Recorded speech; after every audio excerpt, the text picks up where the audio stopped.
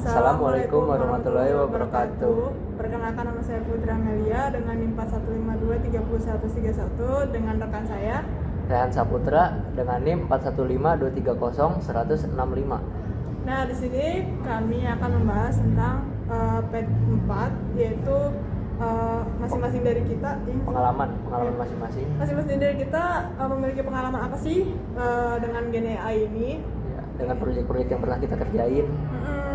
Oke, langsung aja.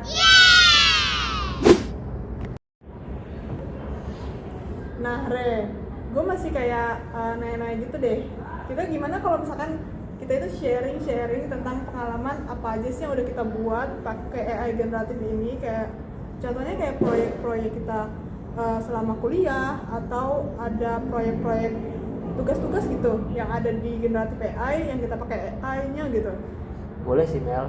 Selain kita sharing pengalaman, kita juga pasti dapetin ilmu kan dari pengalaman satu sama lain.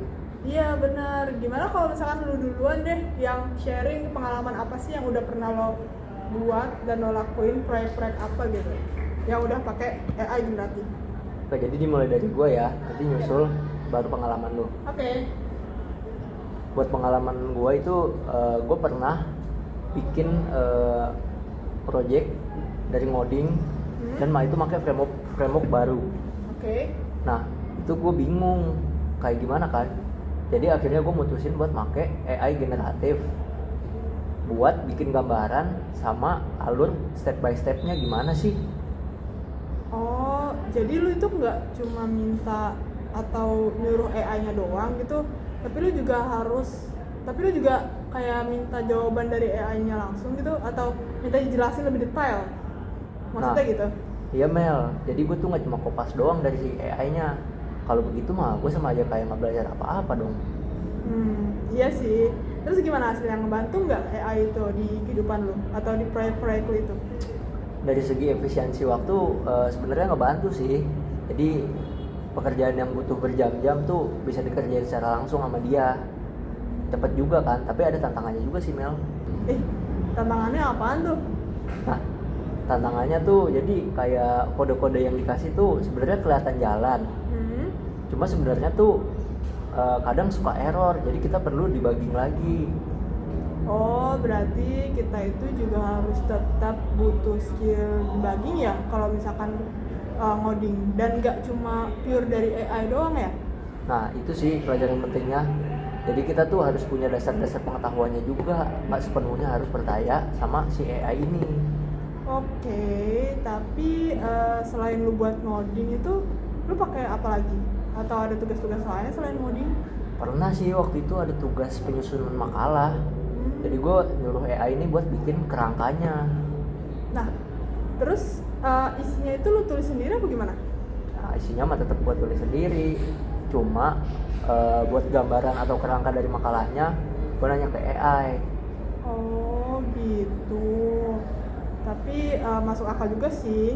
Jadi kayak alat bantu gitu buat mikirin struktur kita akan gunakan apa gitu, akan bahas apa ya. Jadi cuma struktur aja gitu yang lu minta. Kalau isinya mah tetap lu yang mikir kan? Sendiri ya, benar gitu. Oke. Nah, kalau dari pengalaman lu sendiri gimana Mel? Nah, sebenarnya kalau dari pengalaman gue itu sebenarnya lebih kebanyakan bantu riset sih. Kayak misalnya bantu riset atau ngerangkum materi, ngerangkum jurnal, dan gue itu meminta AI buat ngerangkumin jurnal-jurnal gue itu nggak cuma kayak nyuruh doang, kayak misalkan rangkumin jurnal gue dong gitu, nggak kayak gitu. Tapi gue itu ada kayak misalkan coba berikan gue poin-poin penting di dalam jurnal itu gitu, kayak gimana. Nah, nanti dari poin-poin itu gue itu bisa baca sendiri, kayak misalkan poin-poinnya itu A, B, C udah terstruktur gitu. Nah, nanti gue baca lagi jurnalnya, jadi gue lebih paham. Itu pasti ngebantu banget sih ya buat lu jadi belajar lebih cepet.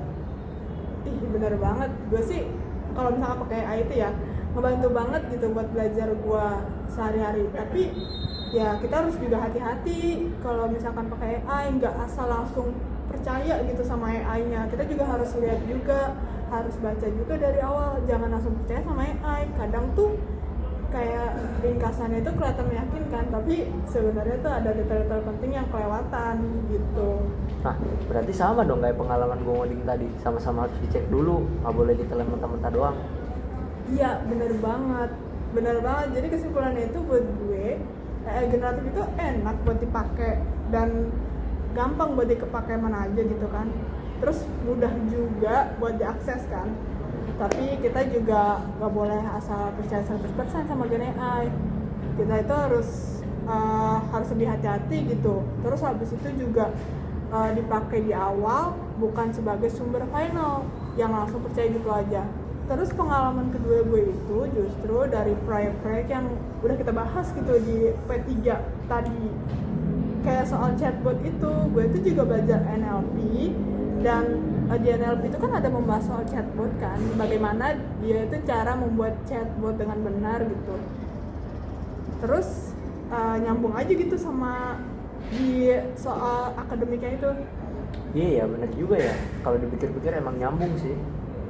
Nah, pas kita udah ngobrolin konsepnya, gue tuh jadi paham kalau misalkan menerapin AI itu di proyek nyata itu ternyata nggak sesimpel yang gue bayangin gitu. Bukan cuma tinggal kayak ngetik terus habis itu ngopas jawabannya, habis itu udah selesai, tapi kita juga harus koreksi dan terus banyak berpikir lagi gitu. Kalau misalkan AI ini tuh nggak sepenuhnya benar gitu kan.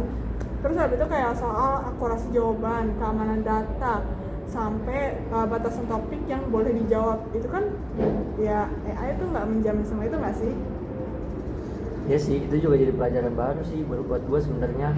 Kayak tantangan tersulitnya tuh dari AI justru pas bagian ngelatih dataset awalnya sama bikin aturan main dataset itu.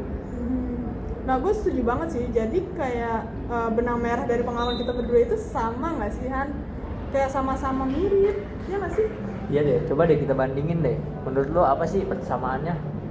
Nah, menurut gue persamaan kita berdua itu sama-sama ngerasa kayak AI generatif ini sangat-sangat ngebantu tugas-tugas proyek kita. Apalagi kan kita kan semester akhir kan. Nah, terus habis itu juga pas semester akhir juga banyak kan tugas-tugas atau proyek-proyek yang kita kerjakan. Nah, AI generatif ini ngebantu banget gitu bagi kita dari proses awal, entah itu ngoding, nulis, atau riset, tapi kita juga sama-sama kayak menemukan hasilnya gitu yang selalu 100% benar, tapi ya nggak selalu 100% benar kan, tapi harus dicek ulang dan itu nggak selamanya benar gitu. Kita harus benar-benar koreksi juga gitu. Bener sih, jadi intinya tuh generatif AI ini tuh bukan buat ngegantiin pekerjaan kita sebenarnya, tapi buat ngebantu kita ngejalanin hal-hal yang kita jalanin secara berulang. Bener banget. Kalau perbedaannya nih menurut gue itu ada di konteks pemakaiannya. Kalau misalkan lu ini kan merasa kalau misalkan AI generatif ini lebih ke codingan, membantu kayak cara berpikir ngodingnya gimana, terus awal strukturnya gimana. Sedangkan kalau misalkan gue itu lebih kayak ke riset, terus habis itu juga penulisan, ya nggak sih?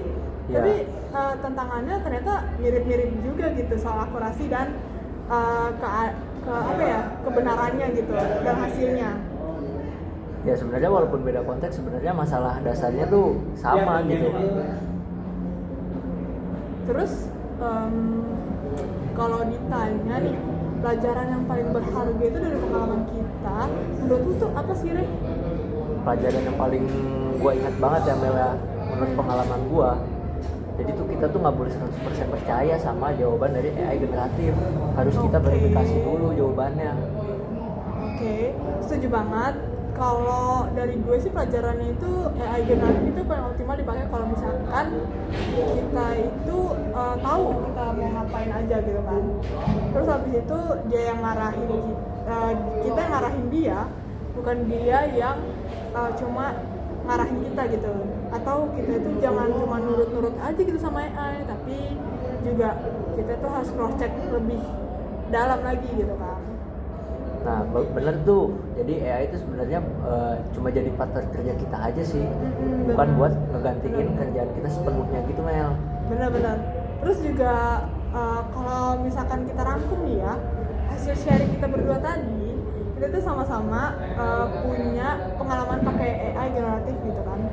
Terus habis itu di konteksnya yang berbeda, gue di riset dan penulisan, sedangkan lo itu di codingan gitu, dan proyek-proyek chatbot lo lainnya gitu nggak sih? Ya, tapi kesimpulan yang gue dapet nih, jadi AI generatif itu dipakai buat tahap-tahap awal pengerjaan kita, Mel. Jadi kayak bikin kerangkanya dulu gimana, sama alur-alurnya gimana. Oke, dan yang paling penting sih dari hasil AI generatif itu tetap harus divalidasi manual nggak sih? Jangan asal langsung percaya gitu aja sama AI, karena bisa aja kelihatannya meyakinkan, padahal ya ada kesalahan atau ketidaktepatan di dalamnya gitu, iya nggak sih? Ya benar, jadi kayak intinya tuh apa ya, manusia tetap megang penuh gitu, nggak boleh percaya 100% sama AI. Oke, bener banget sih, Re. Oke, menurut gue sih kesimpulannya gitu aja sih dari sharing pengalaman kita berdua tentang AI ini. Apa lu ada tambahan lagi tentang proyek AI ini? Udah sih Mel, menurut gue juga cuma itu pengalaman gue di AI generatif ini. Oke, yaudah deh, terima kasih ya udah mau sharing-sharing pengalaman soal AI generatif ini, cara lo memakainya, terus habis itu cara lo menggunakan struktur ya, dan tidak langsung percaya begitu saja sama AI. Oke deh, terima kasih ya Re. Iya, sama-sama Mel.